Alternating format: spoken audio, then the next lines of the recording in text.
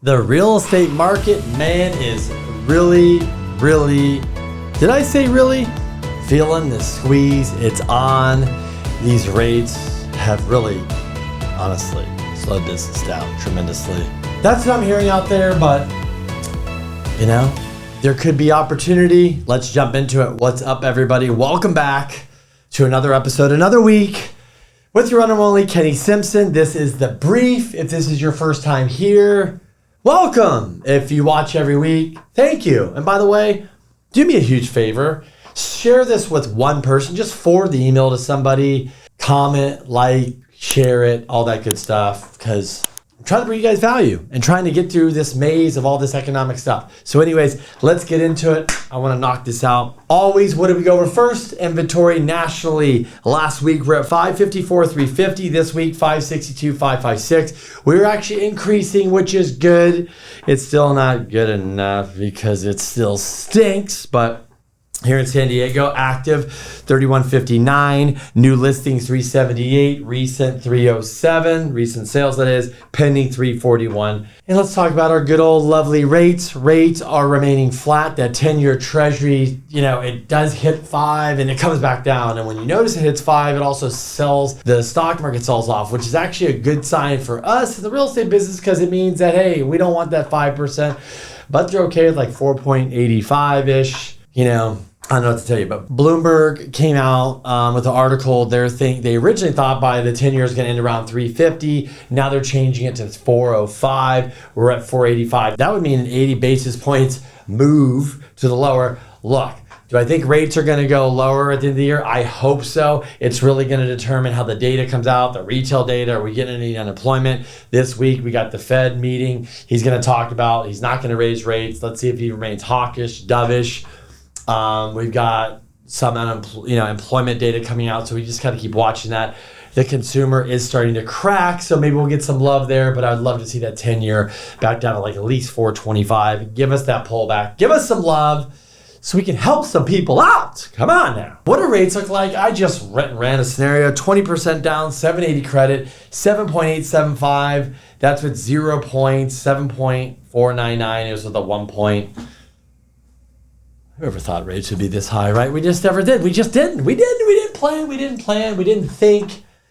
And speaking of thinking and using our brains, Mr. Jerome Powell, he's speaking this week. Is he going to use his brain? Yes, because he's not going to hike. He is done. He's done unless something crazy happens. But what else is going on besides Mr. Powell talks this week? We got consumer confidence. We got Powell. We got the rate hike. We got job openings. We got jobless claims. We got unemployment rate on Friday. Bam, bam, bam, bam, bam, bam. A lot of stuff. Also this week, what do we got? Well, Halloween. Today is Halloween as I shoot this. Yes, I don't have any. I've got nothing on. I'm not being anything right now. I'm just being Kenny filming the brief. So I'm sorry I didn't dress up for this. But one thing I do want to laugh about and comment about and have fun about is all of y'all's, the YouTubers, the people that write articles, economists. You know who you were because you're on camera. You wrote an article. You have a YouTube channel. And you said, I'm giving you a double pointer. You said the market was going to crash worse than 2008. Yeah, you did. You did say that. And you know what I say? You're wrong. Because you think that you understand the data. Good. Guess what? A lot of us misread the data, including me. I thought the consumer would crack by now. That's another story we're going to get to because I thought you guys would run out of money. My gosh, I guess it's like an endless pile of money. I don't know where it is because if wherever you're getting it, please tell me and my friends would like some because I don't understand where people are getting all this money to keep spending. I know you're racking up the card. I don't know if you're using the line of credit. I don't know if you have that much money in the bank. You're making money. But look, if you guys didn't know, the people that are locked in on a 30-year fix, really, really low, inflation is not hurting them because their largest payment is nothing. And so they got pay raises, they're doing good. So I was just pointing that out. That's like 40% of the people out there, I think. And remember, like a lot of people have free and clear homes. So a lot of older folks out there, no debt, money in the stock market, crushing it, money in the savings, still making money. They're doing well. They're not feeling this stuff. They're not. They're living the vida loca. But last week we got 4.9 GDP. Consumers apparently have more money. Apparently an article came out, I don't know where this was because somebody mentioned it, that there's $1 trillion more in all these bank accounts that the Fed's not counting on, that you guys have. I don't know how we would miss that number. So all you big banks, did we just miss that? Is there really that much more money? Because I thought we had 2 trillion, then it went down to 0, and then the savings rate's at 3.7, it was at 35. So I guess there's more money there. But the government is still pumping money, guys, if you didn't know. They're still handing out money and pumping it in. So if they're telling you they're not, they're lying! It's all in the data. But let's get back at it. One thing I just want to touch on this week is the commission lawsuit. I'm not really getting into all this because there's a lot of drama around this. And I thought you always negotiate anyways, but I don't know if I agree with this. I think how things were going, it was just fine. But here's what kind of people are talking about. And I'm going to have somebody on the pod soon, the podcast that is, to talk about this that's really into this. But here's what it is. Basically, it's saying is that if you're a buyer eventually, you have to pay your own commission. I guess in other countries it's common, and it's going to screw over buyer agents and screw over buyers. Look, guys, at the end of the day, let me just tell you how I feel about this. I've been doing real estate for 20 years. It's a pretty long time. I went through the '08 crash and through COVID into this mess. I'm just saying I did. So you realize a lot, you go through a lot, and you see a lot. And I've talked to so many, 10,000 people or something by now, right? I've had a lot of conversations. Let me tell you one thing I do know, that if you are going to go buy a house and you've never bought a house and you don't have an agent, a good one, do you really think that's the smartest idea? You tell me, because if it's not, then you don't need an agent. But if it's smart and you got to do that, don't you think you need an agent? So I don't understand what the huss and fuss is about this commission. If you don't want to pay 6%, then negotiate it. I think you need buyer's agents, seller's agents. I think you need loan officers. I think you need us all. That's how this thing works. Yes, I know it's your internet. Yes, if you've bought in 17 homes or 5 homes and you want to go straight to the listing agent, do it. But sometimes the listing agent being a dual agent, how can you represent both sides? It's very challenging. Guys, I've been doing this a long time. I've done a lot of deals and people get put in the middle as a dual agent. So you're pushing dual agency when you go this, and that's what the judges and people in real estate don't like because they feel like you don't get a fair shake. So I think buyer's agents and listing agents are super important. But if they do end up doing this and commissions go away, the strong will survive. So you're going to have to step up your game. Agents. Remember, we got whacked too in the financial crisis. We got our pay cut. We got this. Nobody was crying. Nobody's writing articles. Nobody got sued. You're like, you dumb LOs. You're fine. You're overpaid. We're not overpaid, by the way. We work our asses off. Same with real estate agents. So I think everybody should get paid fairly, whatever that is. But the real estate crashers, you guys, yes, you, I was back to you. Remember I was talking about you? Yes, you. I love you guys because you're wrong. And now you guys are literally coming out. Some of you guys said it was going to crash for sure, 100%, and we're all going to hell in a handbasket. And now you're saying, literally, you are saying, if you're a real estate agent and you're telling your buyers and your clients to wait until rates come down to buy, you should be fired and you should quit the business. They're telling you to buy now when rates are high. The same people that said it was going to crash because they know the inventory is locked up. 42% of people in their house are free and clear. Nobody's moving. And when rates go down, they know one thing and one thing only. There's going to be way more buyers than way more sellers. And those prices are going... And you that waited are going to remember this video and their video and everything else and go, shit, I should have bought. That's what they said, not me. But I do agree with them. Moving on. $115,000 to afford a medium house in the United States. Holy moly. $400,000 in San Francisco. $242,000 in San Diego. $198,000 in New York. $232,000 in LA. Holy smokes. You know what that means?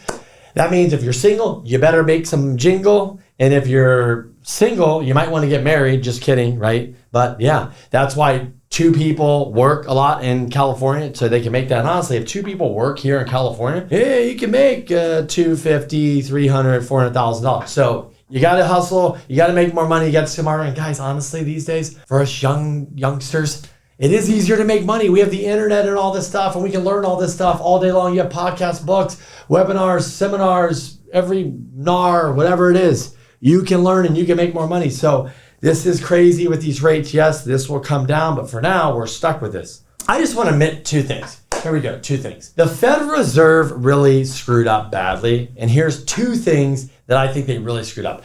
Number 1, in the government, this is the feds in the government. They basically gave so much money to all the people, and everybody just spent it. And people didn't pay their bills, and they gave it to the business. Guys, they gave trillions and trillions upon trillions away. What do you think's gonna happen? So of course, the price of everything went up, and that's what we're dealing with. But the other big thing they did, and they did not realize it, how did they get out of this mess? The money printing thing, it can eventually burn off and people go through it, even though it ends up in the richest hands. But this thing is hard. You basically locked in all these people at low rates, right? And guess what? They're not going anywhere. They are stuck. They have screwed up this housing market, and they don't know what to do now. They are like, what are we going to do? You're going to start seeing a lot of creative things. They might force things on people. People that have real estate, give incentives to sell your places. I don't know, but there is enough real estate if people were to sell some more, but these might be all temporary fixes. You can't build your way out of it. So the Fed's really screwed up by locking people in on these low rates. And I told a lot of people, that's going to be free money. And you're looking at there going, man, I have a 2.5. That is pretty much free money. So the Feds, I don't know how they're going to backtrack in this. And that's why I keep saying is, you can wait till rates come down. You should, right? But you are going to pay higher, and you're going to have a lot more competition. Everybody agrees on that. They all do now. Everybody now agrees on that, so we don't even talk about it anymore. But last but not least, I want to talk about the consumer, which makes up 70% of our market, our economy. We are coming into November and December, and that means it's holiday shopping season. If you didn't know, for most retailers, that's where they make most of their money. Well, there is some warning signs. A lot of people are signaling warning signs. One of them is the data came out that they're not going to hire as much seasonal workers. But look, I believe, based on data, based on what I'm hearing, the consumer is changing. They're obviously slowing down from coming off the high of spending COVID and being locked up. But also, they've got higher credit card debt. Yes, they got less savings. But also, too, is they bought the car, they bought the TV, they bought the new clothes, they bought the bike, they bought this, they bought it all. And they're pretty good. So I think we're going to go through a season where they bought everything, and we're going to go through a season where they don't need to buy anything, but things are going to slow down. And what does that slowdown look like? We don't know. But if all these retailers and hospitality and stuff, let's just pick on those two industries, if they hired all these people based on all this booming, right?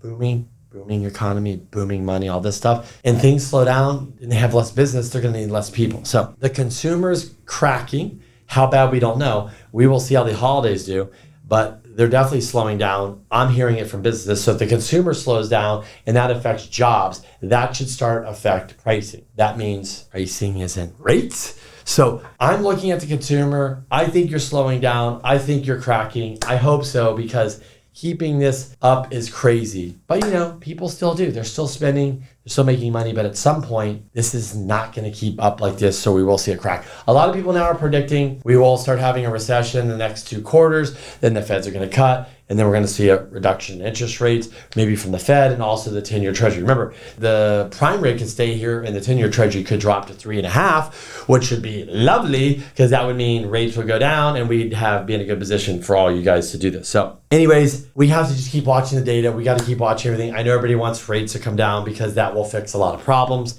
but we are stuck at this level for longer until that consumer cracks enough and that job market cracks, because inflation has come down. We see it, it's clear.